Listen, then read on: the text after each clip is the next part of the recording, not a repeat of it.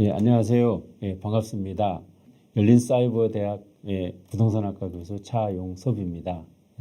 여러분들이 궁금해하실 만한 여러 가지가 많이 계시지만 그 중에 부동산 절세 전략으로 취득세 편에 대해서 한번 이번 시간에는 말씀 좀 드려보겠습니다.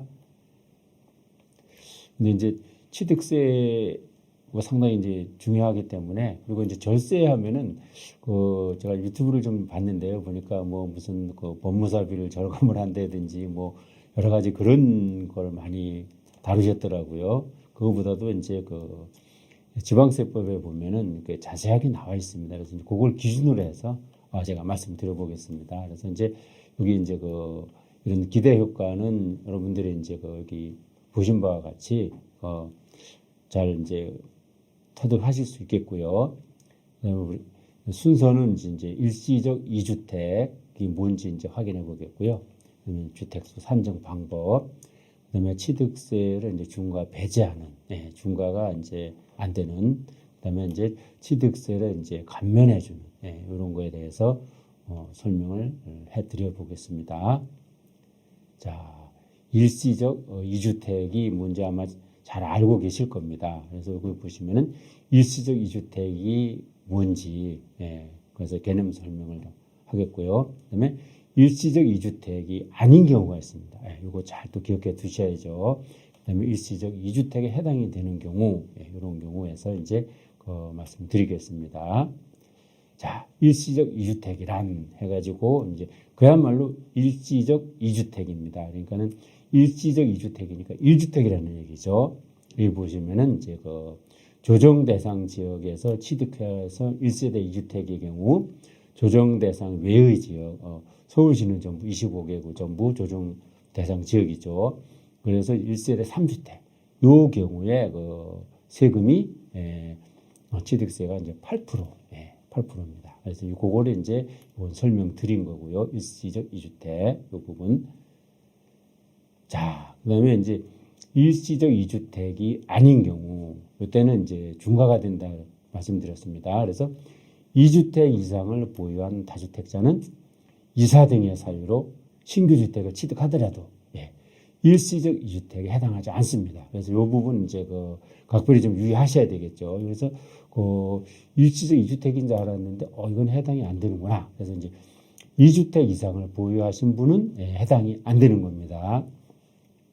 그래서 어떻게 됩니까? 신규 주택에 대한 취득은 중과가 이제 적용이 되는 것입니다. 그래서 이거 이제 잘 기억해 두시고요. 자, 일시적 2주택 아까 말씀드렸죠. 1주택으로 보는 경우입니다. 이거 잘 기억해 두셔야 됩니다. 취득한 날로부터 3년 이내에 종전주택 등을 처분해야 됩니다. 그래서 보시면은 주택이라든지 조합원 입주권, 주택 분양권 또는 오피스텔을 한 개 소유한 세대가 그 주택, 그에 이제 방점을 두셔야죠. 그 주택입니다. 그 주택.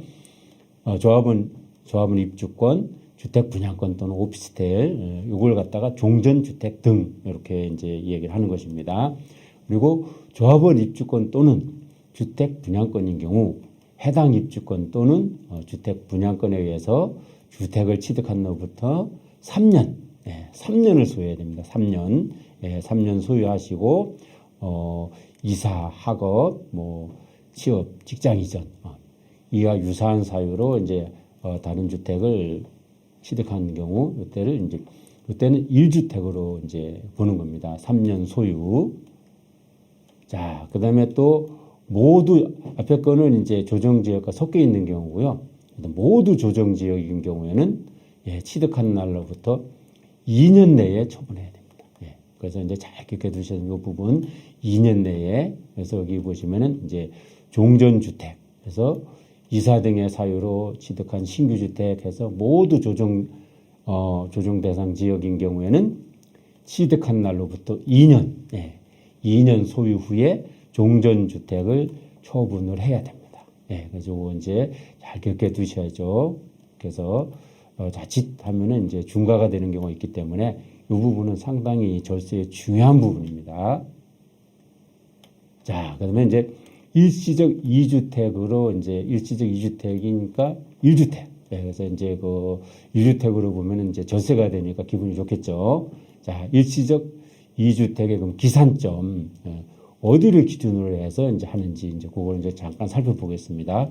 여기 보시면은 이제 조합원 입주권이라든지 주택 분양권을 한 개 소유한 1세대가 조합원 입주권 또는 주택 분양권을 소유한 상태에서 예, 신규 주택 한 개 취득한 경우, 그다음에 해당 조합원 입주권 또는 주택 분양권에 의한 주택을 취득한 날, 예, 취득한 날 이렇게 파랗게 써놨죠.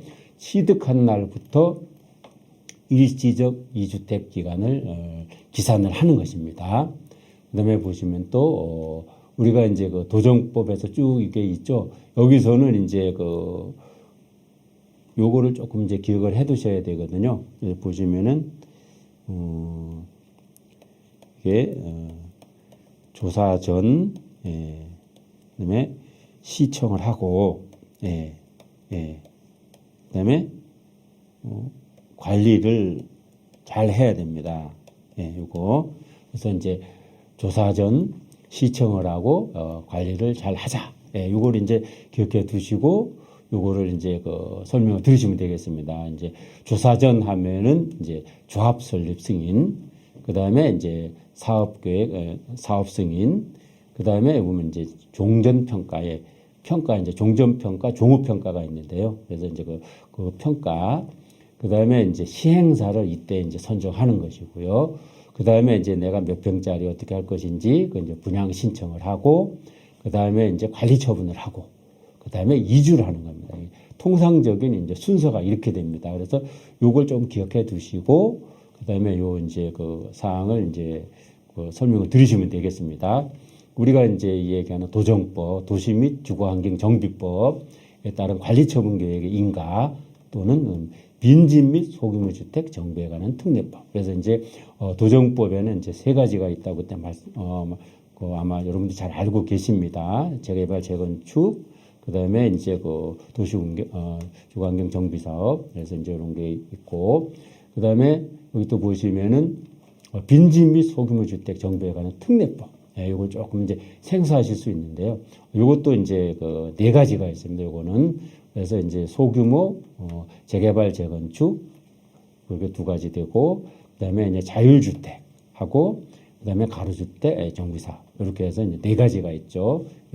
그때 이제 사업계획 시행 인가를 받은 주택인 경우, 그다음에 여기 보시면은 이제 관리처분 계획인가 또는 사업계획 사업 시행 계획인가 당시 해당 사업구역에 거주하는 세대가 신규 주택을 취득하여, 예, 그래서 그 신규 주택으로 이주한 경우에는 이주한 날에 종전주택 등을 처분한 것으로 본다. 이렇게 해서 이제 이게 간주한다는 것입니다. 이게 이제 그 20년 12월 31일, 예, 그때 이제 개정이 된 것입니다. 이제 신설이 됐고, 이 부분이요. 자, 일시적 2주택으로 보는 거 계속 이제 설명이 되고 있습니다. 그런데 이제 일시적 2주택인데 아차 해서 그러니까 그 3년, 2년을 놓쳤을 경우 어떻게 되느냐, 이제 그게 되는 내용입니다. 그래서 이제 요거 잘 이제 그 귀담아 들어두시면 이제 도움이 되실 겁니다. 그래서 이제 종전주택 등 해서 쭉 말씀드렸었죠. 신규주택이나 조합원 입주권 또는 분양권의 주택이거나 그런 경우에는 신규주택을 포함한다. 그래서 요거 이제 종전주택 등이라고 이제 설명드리는 것이고, 그래서 이제 이렇게 했을 때 세율이 1%에서 3%, 예, 일시적 2주택이니까 1주택으로 보기 때문에 1%에서 3%인데 그 기간 내에 종전주택을 처분하지 못했을 경우 어떡하느냐. 예, 이때는 아까 8%라고 말씀드렸죠. 취득세가. 예, 거기에서 마이너스 해서 빼기를 해서 1%에서 3%. 그래서 차액을 이제 여기 하시는 것입니다. 예, 일시적 2주택에 대한 절세 전략을 마치겠습니다. 예, 감사합니다.